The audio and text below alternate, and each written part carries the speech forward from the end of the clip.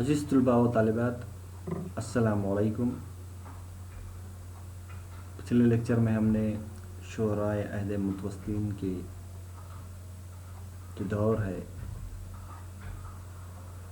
उस पर मुख्तसरन रोशनी डाली थी। अहद मुतवस्सिता दौर का सबसे अहम शायर या जिसका सबसे पहले ज़िक्र आता है वो है मीर तक़ी मीर। आज के लेक्चर में मीर तक़ी मीर के बारे में, उनकी जो गज़लगोई है, उनकी जो शायरी है, उस पर हम रोशनी डालने की कोशिश करेंगे।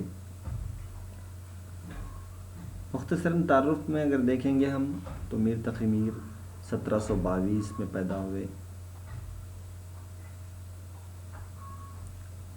आगरा में उनकी विलादत हुई। इनके वालिद एक सूफ़ीमंद इंसान थे और इनकी जो परवरिश हुई सूफियाना माहौल में ही हुई है। हम देखते हैं कि मीर के बेशुमार अशार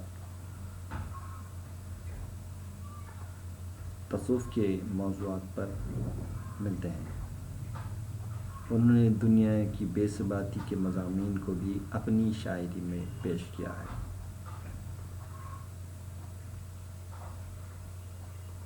मीर का शुमार उर्दू के अज़ीम शुरा में होता है।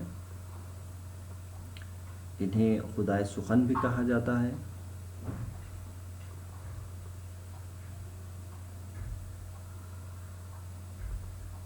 मीर ने ज़िंदगी में बहुत सारे मसाइब और गम या परेशानियों को झेला था, जिसका असर इनकी शायरी पर हमको खुले तौर पर देखने को मिलता है। इन्होंने अपनी गज़लों में ख़ास तौर पर अफसरदगी, मायूसी, गमगीन फ़िज़ा को बहुत ज़्यादा पेश किया है। इसी वजह से सोज़ व गदाज़ मीर का इम्तियाज़ी वस्फ़ बन जाता है।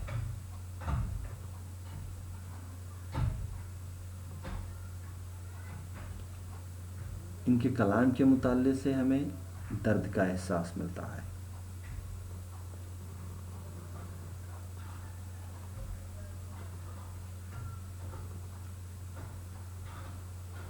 मीर ने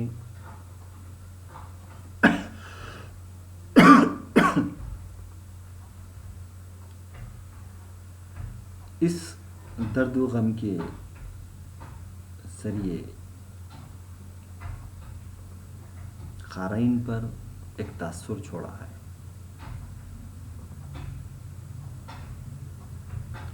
इनकी तमाम शेरी महासिन जो हैं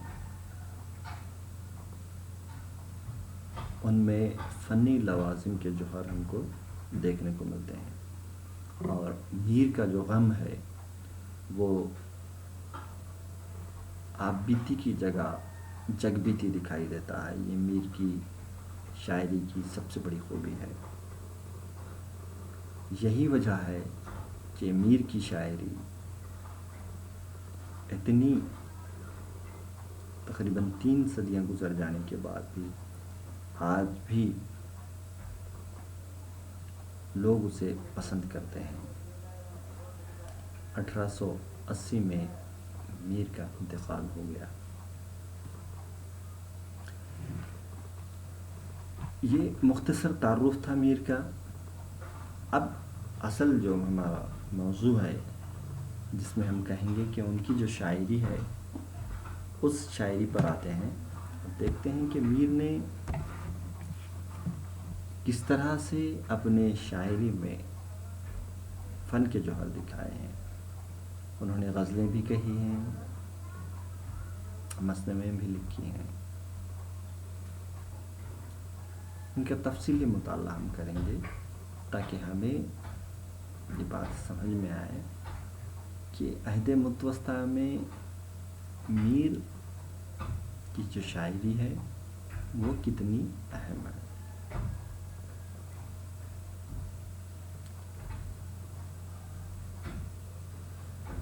درد و اثر اور سوز و گداز سے اردو شاعری کو مالا مال کرنے والے شاعر کا نام میر تقی میر ہے۔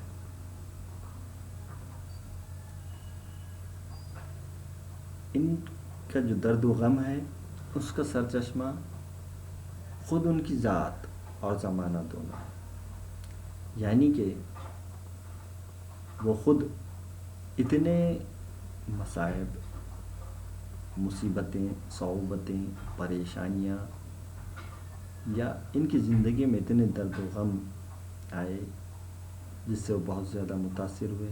اس کے ساتھ زمانے کے جو غم تھے ان غموں سے بھی یہ بہت زیادہ پریشان ہوئے۔ ان کی جو شاعری ہے ایک دکھے ہوئے دل کی آواز، جاگیردارانہ تمدن کی مجروح انسانیت کی کراہ تھی۔ ایک اصطلاح استعمال کی گئی ہے کہ جاگیردارانہ تمدن کی مجروح انسانیت۔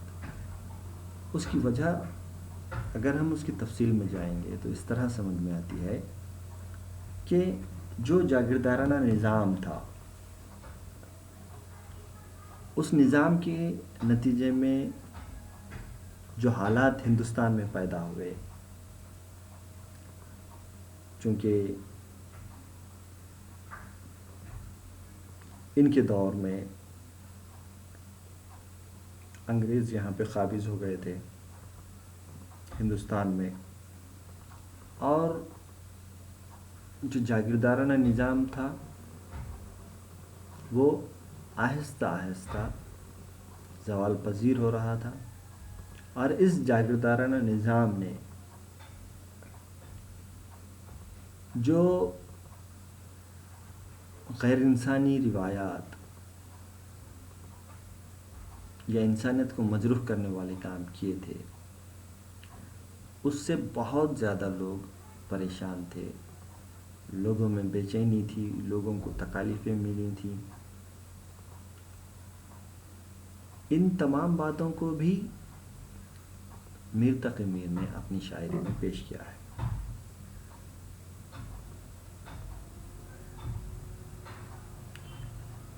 میر کی شاعری کو المیہ رنگ و آہنگ ان طوفانوں نے بخشا تھا جن سے وہ اپنی ذاتی زندگی اور اپنے ماحول دونوں میں گزرے تھے، یعنی کہ وہ خود بذات خود اتنے مشکل دور سے گزرے تھے، اس کا اثر اور اس کے ساتھ ساتھ دوسرا اگر ہم دیکھتے ہیں تو جو اطراف ماحول تھا معاشرے میں، ہر کوئی پریشان تھا، انگریز جب قابض ہو گئے تھے وہ مظالم ڈھا رہے تھے ہندوستانیوں پر، دلی کو بار بار لوٹا جا رہا تھا، اس قسم کے جو مختلف کیفیات تھے وہ کیفیات ہم کو دیکھنے کو ملتی ہیں، اور ان تمام کا اثر ہم کو ان کی جو شاعری ہے المیہ رنگ جو ان کی شاعری میں دیکھنے کو ملتا ہے، یا درد و غم کا جو رنگ ان کی شاعری میں ہم کو دیکھنے کو ملتا ہے، اس کی وجہ بھی یہی ہے۔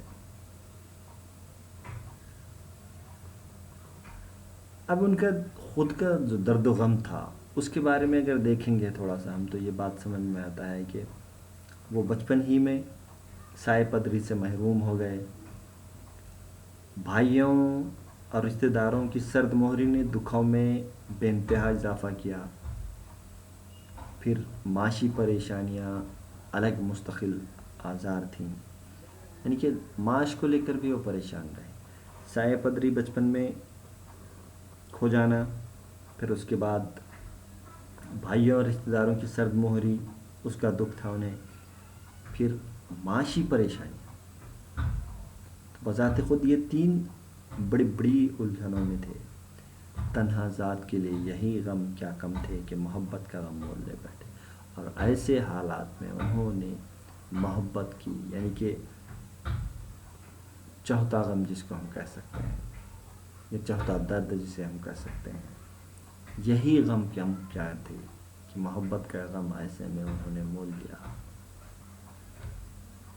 عام طور پر جو بات کہی جاتی ہے کہ اگر ہم صرف محبت بھی کر لیں تو ہم کو بہت سارا غم مل جاتا ہے، یہاں پر تو اتنے مشکل حالات ہیں، ویسے میں پھر وہ محبت کر بیٹھتے ہیں۔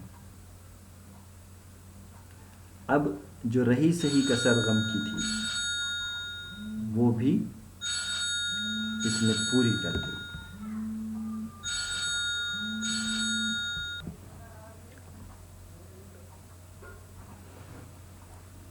اس عشق و محبت نے،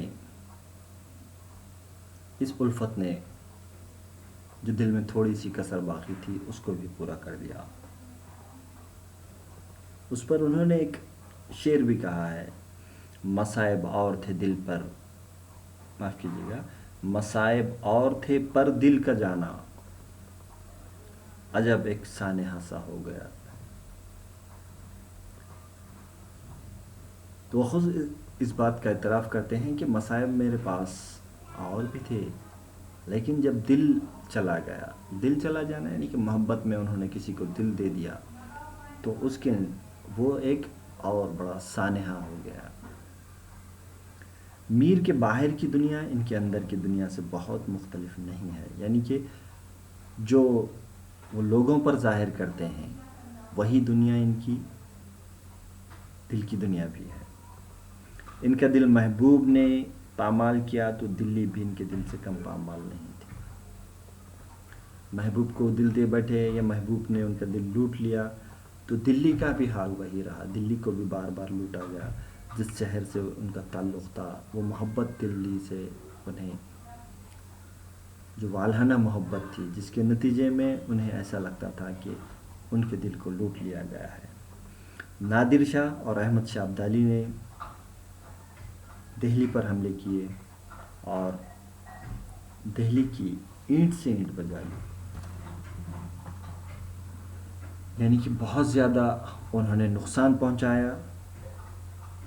جو 800 سالہ ایک تہذیب دہلی میں تھی وہ تہذیب ختم ہوتی چلی گئی، اس کی بنیادیں ہل گئی۔ اب یہ تمام جو حالات تھے اندرونی یا بیرونی، تمام کے تمام حالات نے میر کو بہت زیادہ متاثر کیا اور ان کی زندگی ٹوٹ کر بکھر گئی۔ یہی شکست، جس زندگی کے تمام جو شکست کہہ سکتے ہیں ہم اس کو، اس کی عکاسی انہوں نے اپنی شاعری میں، اپنی غزلوں میں کھل کر کی ہے۔ اور جس وقت ہم ان کی شاعری کا مطالعہ کرتے ہیں تو ہمیں خارجی ماحول کی عکاسی گہرے فنی شعور کے ساتھ دیکھنے کو ملتی ہے۔ انہوں نے غزلوں میں اپنی شخصیت کا جز بنا کر جو گرد و پیش کے حالات کو انہوں نے قبول کیا تھا یا ان کا اثر لیا تھا، اس اثر کا انہوں نے اپنی غزلوں میں بھی ذکر کیا ہے۔ ایک شعر سے یہ بات واضح ہو جاتی ہے کہ کس طرح سے وہ اثر لیتے تھے۔ دل کی ویرانی کا کیا مذکور ہے، یہ نگر 100 مرتبہ لوٹا گیا۔ دلی یعنی کہ اطراف میں وہ دلی کے جو حالات ہیں، دلی کو جو بار بار نادر شاہ اور احمد شاہ ابدالی نے لوٹا تھا، اس پر وہ کہہ رہے ہیں کہ دل کی ویرانی کا کیا مذکور ہے، یہ نگر 100 مرتبہ لوٹا گیا۔ روشن ہے اس طرح دل ویرا میں ایک داغ، روشن ہے اس طرح دل ویرا میں ایک داغ، اجڑے نگر میں جیسے جلے ہے چراغ ایک۔ اس طرح سے انہوں نے اپنی شاعری میں گرد و پیش کے حالات کا اثر لیتے ہوئے اس کی عکاسی کرنے کی کوشش کی ہے۔ تمام قدیم شعراء کی طرح میر کی شاعری کا خاص موضوع عشق و محبت ہے۔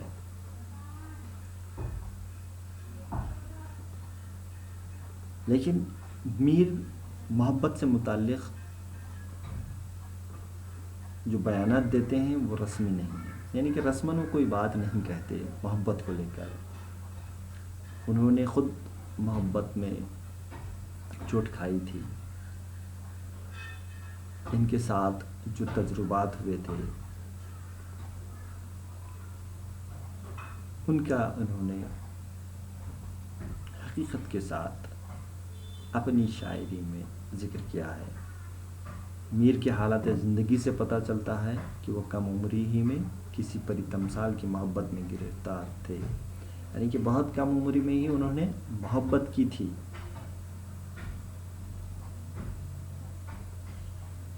اور یہ محبت کا جو آزار ہے، یہ جو بیماری ہے، انہیں کئی عرصے تک ستاتی رہی۔ مرکز نگاہ بدلتے رہے، مجازی محبت کی سرحدوں کو پار کر کے حقیقی محبت کے حدود میں بھی قدم رکھا، یعنی کہ یہ جو مجازی محبت تھی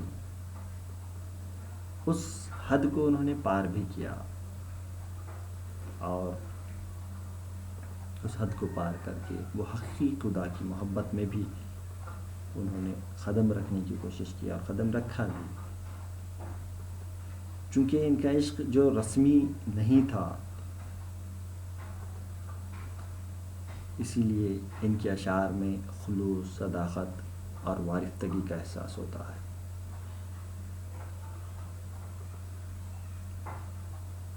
میر ہمیشہ ناکامیاں اور محرومیوں سے بہت زیادہ پریشان رہے،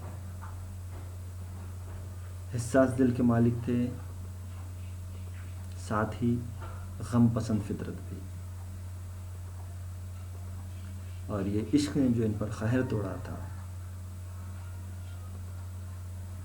اس کا انہوں نے جو غم تھا وہ غم اپنی شاعری میں بہت ہی خوبصورت ڈھنگ سے پیش کیا ہے۔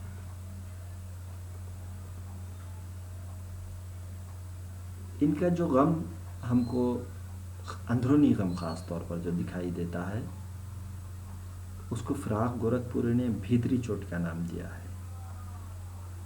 بھیتری یہ مراٹھی لفظ ہے، بھیتر کے معنی اندرونی ہے، تو اس کے لیے انہوں نے خاص بھیتری چوٹ کا نام دیا ہے۔ اور یہی جو بھیتری چوٹ ہے قارئین کے دل کو بھی تڑپاتی ہے اور نشتر کے جیسے کام کرتی ہے۔ میر کے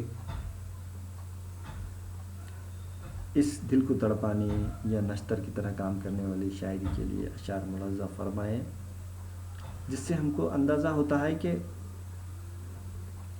غم کی جو زرعی لہریں ہیں کس طرح کسی کے بھی دل کو متاثر کر سکتے ہیں۔ تو یہی غم ان اشعار میں دیکھنے کو ملتا ہے۔ ملاحظہ فرمائیں، جب تیرا نام لیجئے تب آنکھ بھر آوے، جب تیرا نام لیجئے تب آنکھ بھر آوے، اس زندگی کرنے کو کہاں سے جگر آوے، ہمارے آگے تیرا جب کسوں نے نام لیا، دل ستم زدہ کو ہم نے تھام تھام لیا۔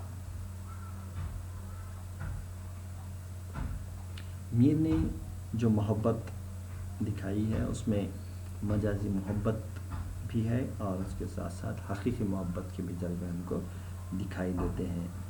ان کی طبیعت میں صبر و رضا، دردمندی، خودداری، غموں سے نباہ کرنے کی صلاحیت اور قناعت اسی تصوف کی دین ہے۔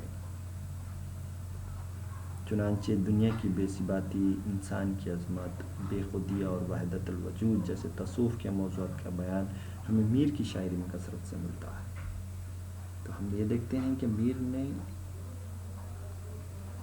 درد و غم کے ساتھ ساتھ دنیا کی بے ثباتی، انسان کی عظمت، بے خودی اور وحدت الوجود، یہ سب تصوف کے موضوعات ہیں۔ ان تصوف کے موضوعات کو بھی اپنی شاعری میں انہوں نے پیش کیا ہے۔ یہاں پہ ایک دو اشعار میں پیش کر رہا ہوں مثال کے طور پر، جس سے یہ بات واضح ہو جاتی ہے کہ میر نے اپنی شاعری میں تصوف کے موضوعات کو کس ڈھنگ سے پیش کیا ہے۔ بے خودی لے گئی کہاں ہم کو، بے خودی لے گئی کہاں ہم کو، دیر سے انتظار ہے اپنا، آدم خاکی سے عالم کو ضلع ہے ورنہ، آئینہ تھا یہ ولی قابل دیدار نہ تھا، عشق ہی عشق ہے جہاں دیکھو سارے عالم میں پھر رہا ہے عشق۔ اس طرح سے میر تقی میر نے عشق کے موضوعات کو تصوف کے موضوعات کے ساتھ بہت ہی خوبصورت ڈھنگ سے اپنی شاعری میں پیش کیا ہے۔ شکریہ۔